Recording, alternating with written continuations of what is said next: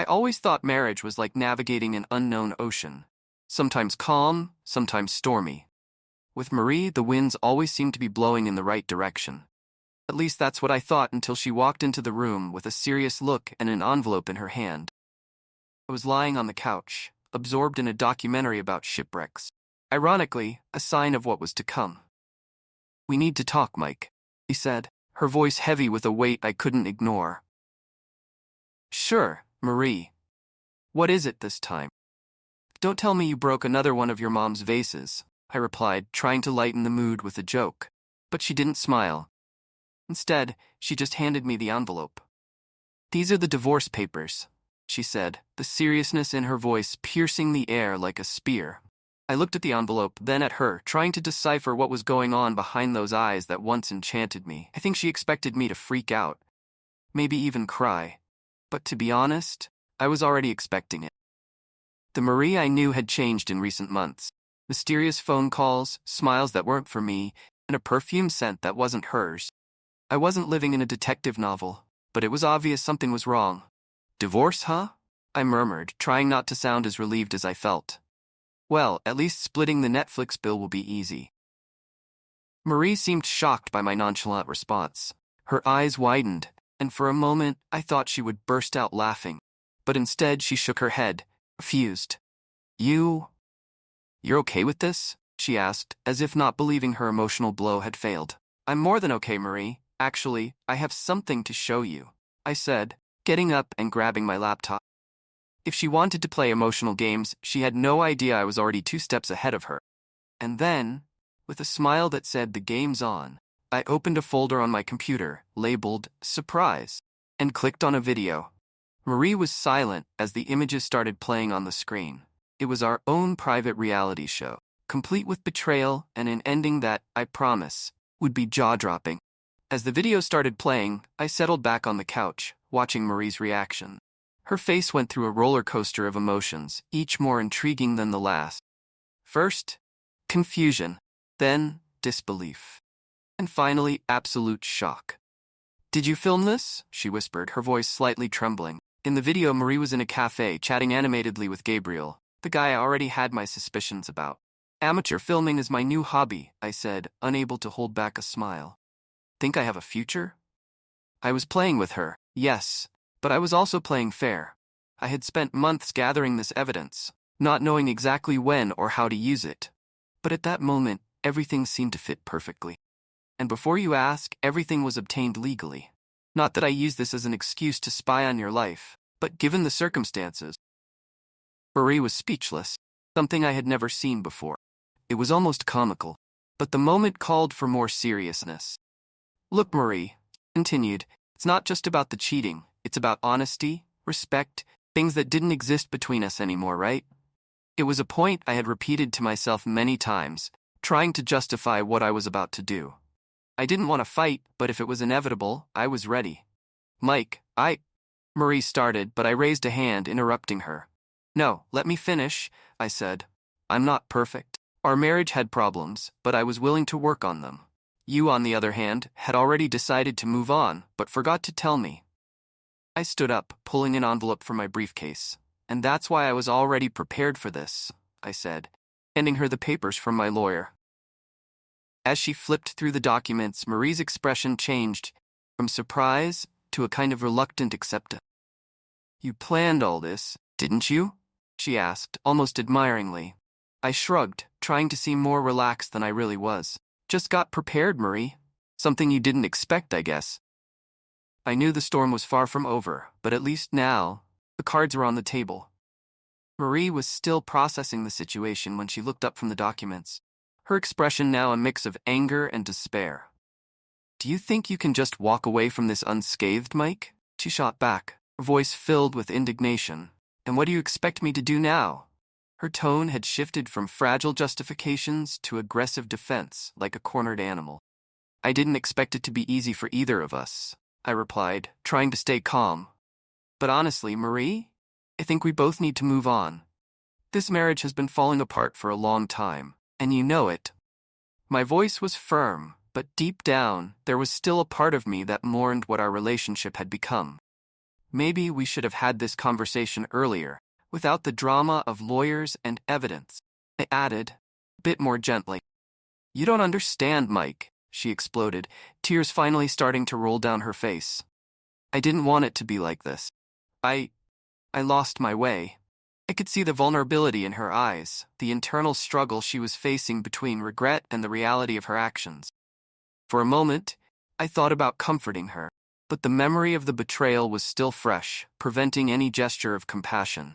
Maybe you did lose your way, Marie, I said, my tone softer now, but that doesn't excuse everything. And honestly, maybe it's better this way.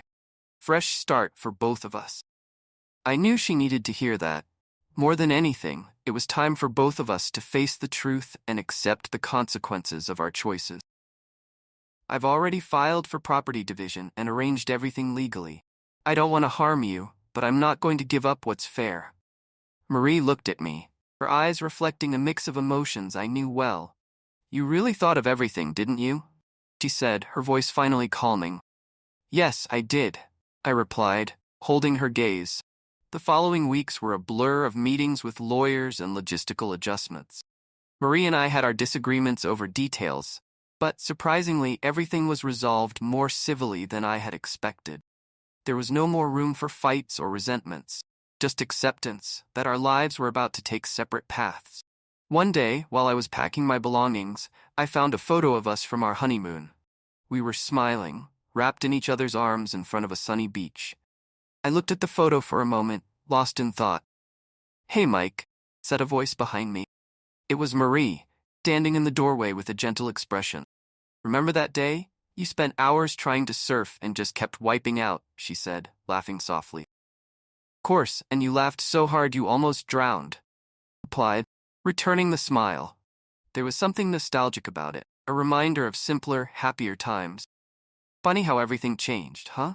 Continued, putting the photo back in the box. Yeah, it did, Marie agreed. But maybe it's a chance for both of us to find something new, something better. I hope so, I said sincerely. Despite everything, I wished Marie would find happiness, just as I was seeking my own. By the way, what about Gabriel? Are you too? I left the question hanging, unsure if I really wanted to hear the answer. No, Mike, she replied, shaking her head. I think he was more of a symptom of the problem than a solution. I need time for myself now. I nodded, understanding the depth of her decision. As she left the room, I let out a deep sigh, feeling the weight of the imminent changes, but also a strange sense of relief and anticipation for what was to come. With the divorce paperwork finally complete, I found myself in a new apartment, a small space but enough to start fresh. I had no idea what life without Marie would be like, but the silence that once seemed daunting now offered me an unexpected peace. It was a blank canvas, a chance to redefine who I wanted to be. One afternoon while I was organizing my books, I heard the doorbell ring. It was my neighbor, a guy named Lucas, who introduced himself with a friendly smile and a toolbox in hand. Hey, I heard you just moved in. Need help with anything? He asked. His offer of help was a welcome surprise. Actually, I'm trying to put together a bookshelf that's been getting on my nerves, I admitted, laughing. Lucas came in, and within minutes we were working together, talking like old friends. I spoke about the divorce, and he wisely shared his own life experiences, emphasizing the importance of moving on and seeking new horizons. Life has its ups and downs, but what matters is how you respond to them, he said, as he tightened the last screw.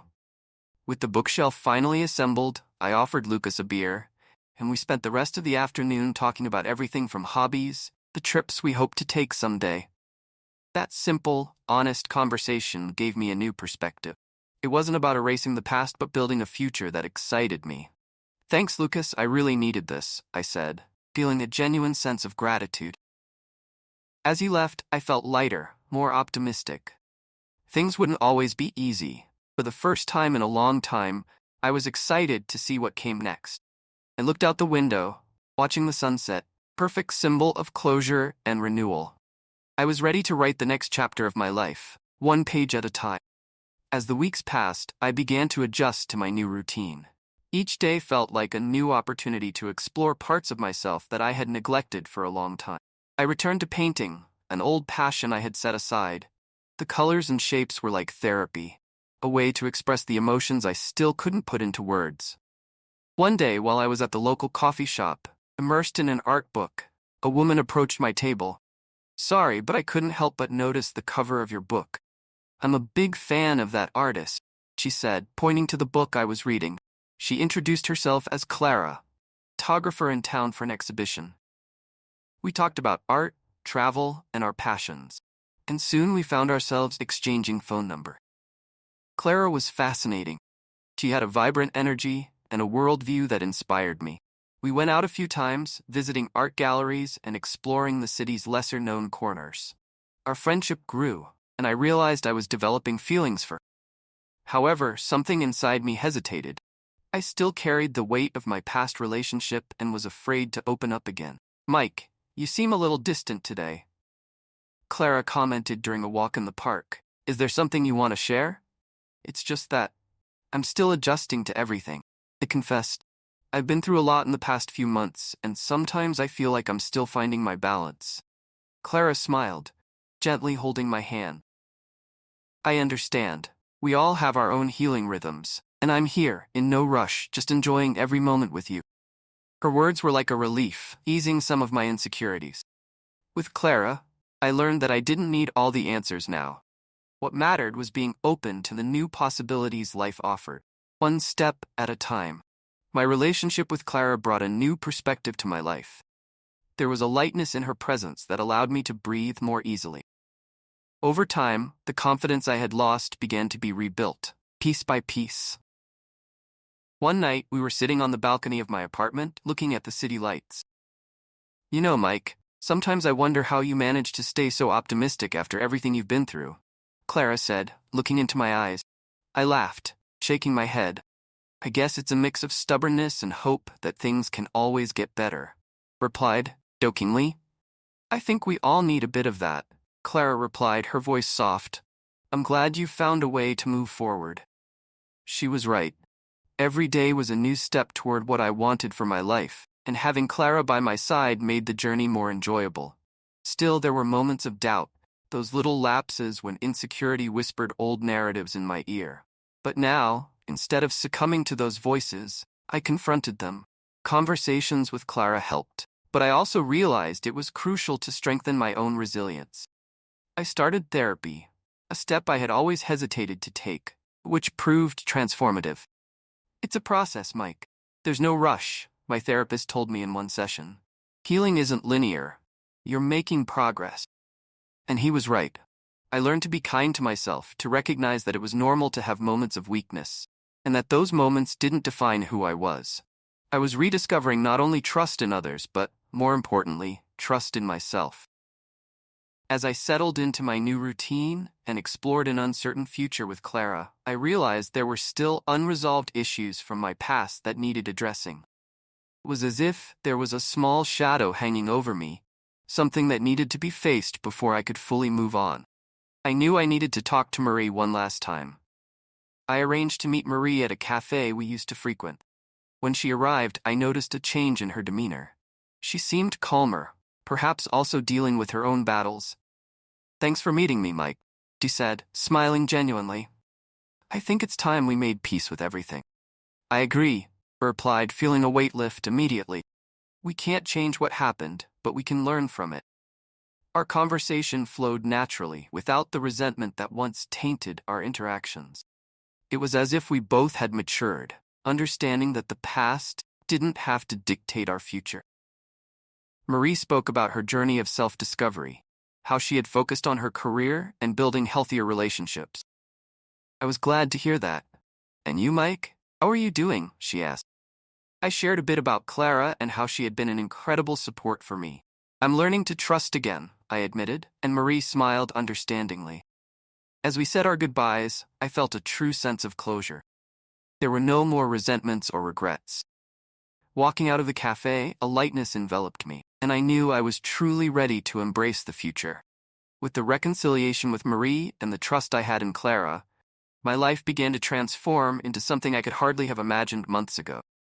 Clara and I spent more time together, enjoying new adventures and sharing dreams. One sunny afternoon, Clara suggested we take a trip to a small coastal town. "Let's leave everything behind for a weekend and just get lost on the road," she said enthusiastically. This idea of freedom resonated deeply with me, and soon we were in the car, windows down, the wind messing up our hair. The trip was full of laughter, music, and conversations that revealed new layers of who we were. "You know, Clara, not too long ago, I wouldn't have had the courage to do something like this," I confessed as we parked near the beach. "But you've shown me that living in the moment can be the best way to find happiness." She smiled, holding my hand tenderly. "I'm glad you're here, Mike." During that weekend, we found a tranquility that only nature can offer. The waves crashing on the sand, the starry sky at night, and the simple pleasure of being present in the moment. Everything seemed to align, as if life was rewarding me for finally finding the balance I was seeking. Thank you for watching the video until the end. I'd be happy if you could support us by commenting and subscribing to the channel. Support us by commenting and subscribing to our channel.